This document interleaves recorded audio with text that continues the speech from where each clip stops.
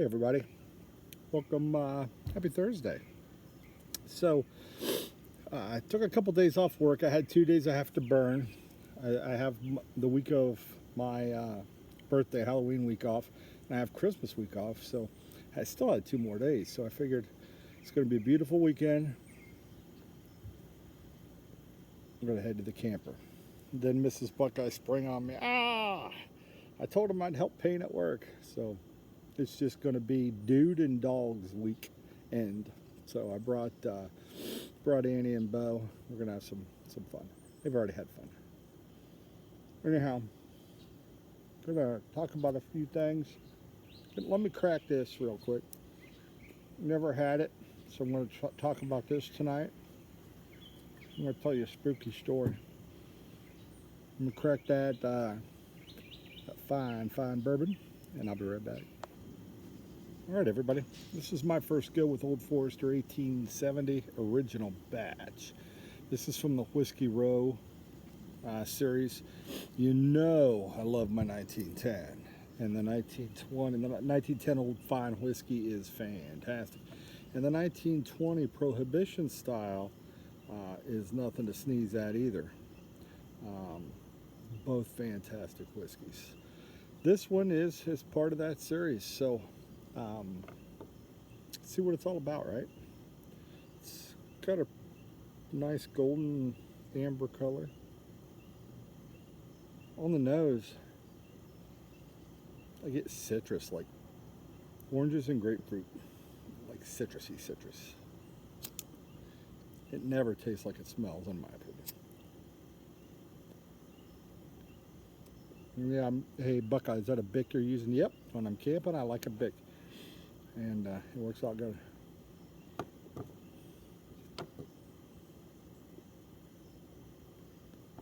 Anyhow, let's give it a little taste. Well, first of all, before we do that, let's let that breathe for a minute. So I'm smoking plum pudding bourbon barrel aged, and I think I dried it out a little too much. It's a little damp out of the jar. It does need some drying time, but I think I might have dried it just a touch too much. In one of my camping pipes, my 320 series 3.7 9 mil, of course. Also a little Mountain Dew, keep the palate cleansed. So the bourbon barrel aged is going to be part of the spooky story today. Creepiest thing happened to me today. Creepiest. I'm going to tell you about it here in a minute.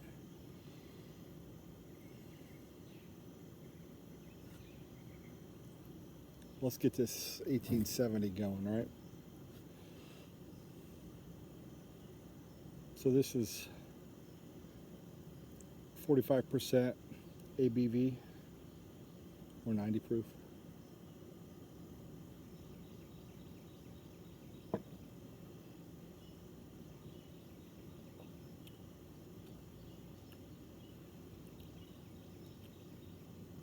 Really peppery,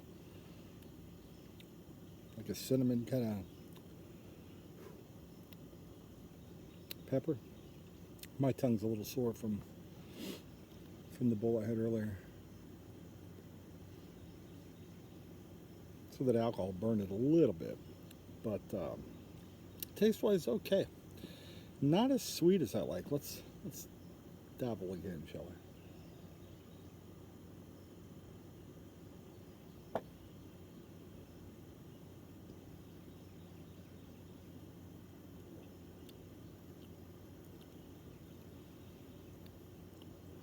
Cinnamon.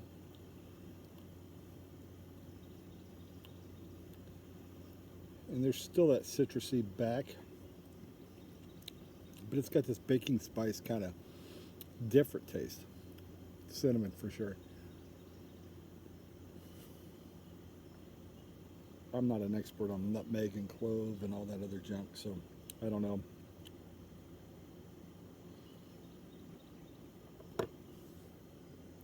The finish isn't sharp. It's pretty soft. It does hang out for a minute, which is kind of nice. Not as sweet as the 1910 or the 1920, so this one's gonna have a tough hill to climb, in my opinion. Fantastic bourbon, though. I don't think you're gonna. It's not gonna break your heart, right?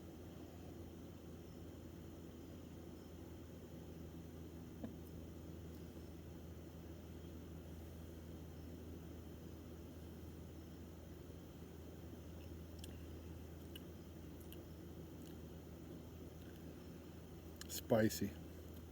If you like that spice just a little bit more than the sweetness, there's a little sweetness there, but a little bit of spice, a little bit of pepper, like a cinnamon pepper. You know how cinnamon kind of has a little bit of bite. That's what I get.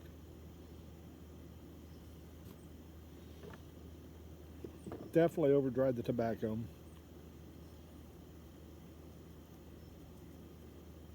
So the plum pudding barrel aged, bourbon barrel aged, isn't giving me a lot tonight. Not bad, but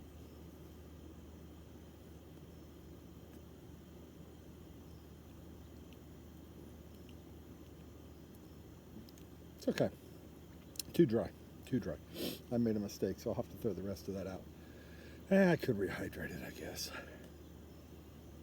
But let me tell you a spooky story from today. At least a story that creeped me out. And it's October, so it's time for spooky stories. Anyhow, as I said, decided to go to the camper this weekend. And I figured I just packed this morning because it's only an hour away. It's not a big deal.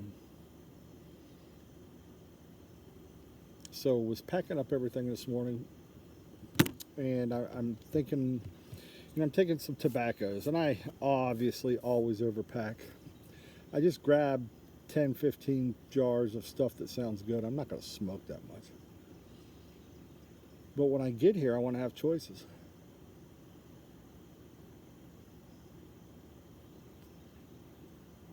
So I grabbed all the usual suspects, the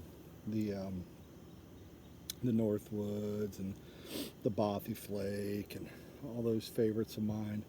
Sun Bear for the morning.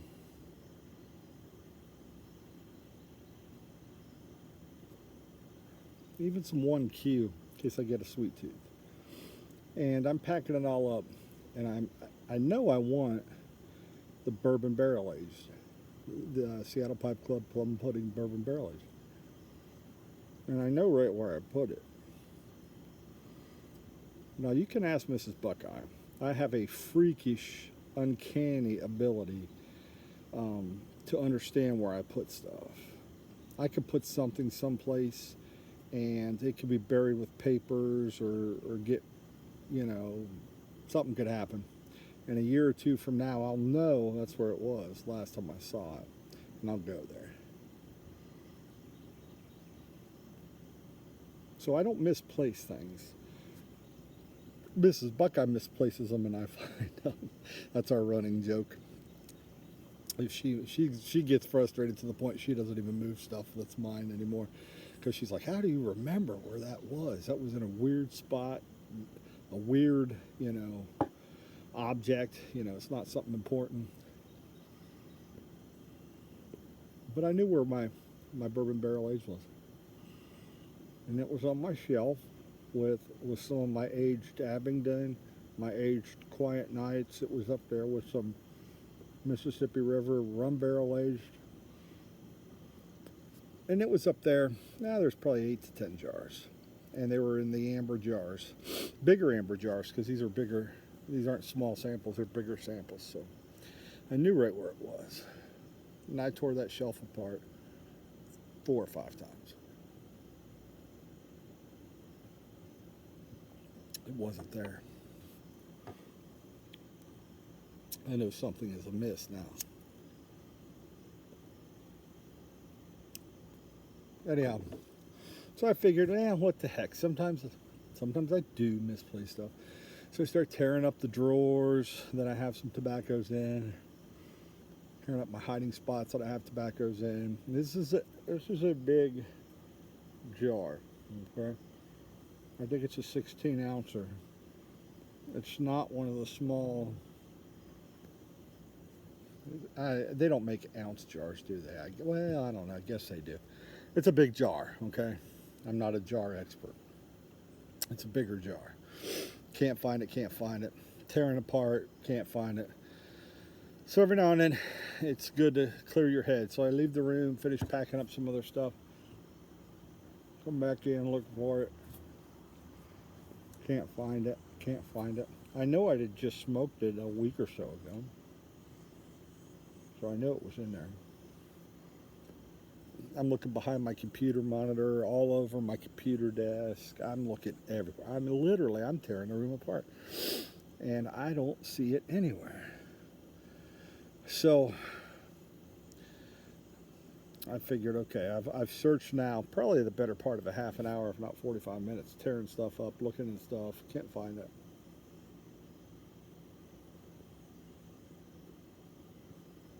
So I figure out I just won't have it. I just won't take that one. I've got plenty of other stuff, plenty of sticks, plenty of other tobacco. Don't have to have this one. Okay. So I finished packing up, left my light on in my office where my tobacco is. So I go back in and I look over, and I swear to you, sitting right by my freaking computer is the jar of bourbon barrel aged plum pudding. I know it wasn't there earlier. I looked there.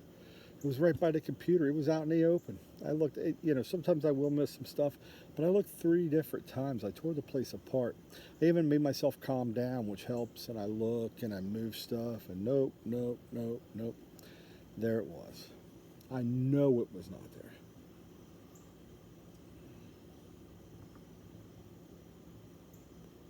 Here's where it gets creepy. Aside from me and the dogs, there's nobody else home. Mrs. Buckeye was at work. Talk about the hair standing up on the back of your neck, and just this cold chill went down my spine and just felt like I was being watched. I know I'm not one to believe in ghosts and moving stuff, and I'm not that kind of guy. I don't tell tall tales. It just doesn't happen, folks. I'm pretty much what you get's what you sees what you get. Pretty even keel. I don't do a lot of stuff, I'm pretty laid back.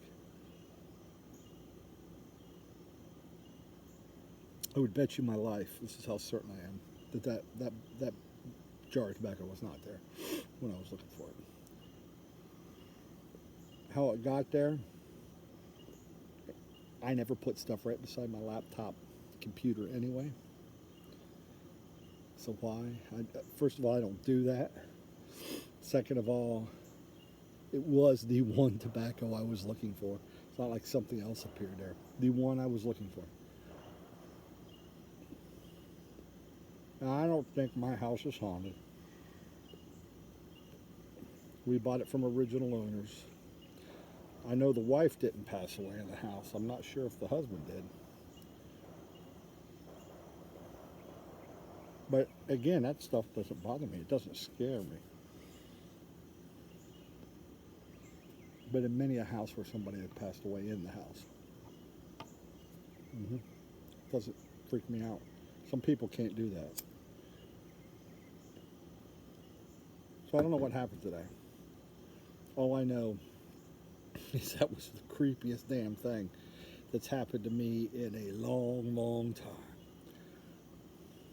And I thought it'd make for a good creepy story today, seeing that today's October 1st. I promise you, folks, that tobacco was not there. Now I'm not gonna sit here and try to tell you it was a ghost or something else did it. I don't know what happened. I don't know what happened. I deal in facts. my job is everything. I deal in facts. Fact was, I looked 3 different times and tore that room apart for that jar of tobacco, and it was nowhere to be found. That's a fact. And not where I left it last. That's a fact. Fact number 2, I know there was no tobaccos by my laptop because I don't put them there. And certainly not a jar of that size. Absolutely not. Was not there. Fact number 3, that's where I found it. How those 3 things occurred, and it makes my the few hairs I have on the back of my neck stand up straight, but oh, creepy. And it was creepy. It was creepy. Have you ever experienced anything like that? Now, I'm not talking deja vu. I've had deja vu. I've had, dreams where you wake up and you thought they're so real. I have had dreams where I've misplaced something and I have a dream to where it's at and I go and find it. That's happened too. Those aren't weird to me. Those just happen. Today was different. Today was weird. I don't know what happened. I don't really want to know what happened. The tobacco in and of itself doesn't taste as good as it normally does. I'm chalking that up to I over dried it, but it doesn't have the bourbon flavor that it usually does. I'm going to quit talking about this, folks, because it's creeping me out. Anyhow, wishing you all the blessings in the world. Take care of yourselves. Get out and get some air. Have some fun. We'll see you next time. If you got a similar story, I would love to hear it. Take care, everybody.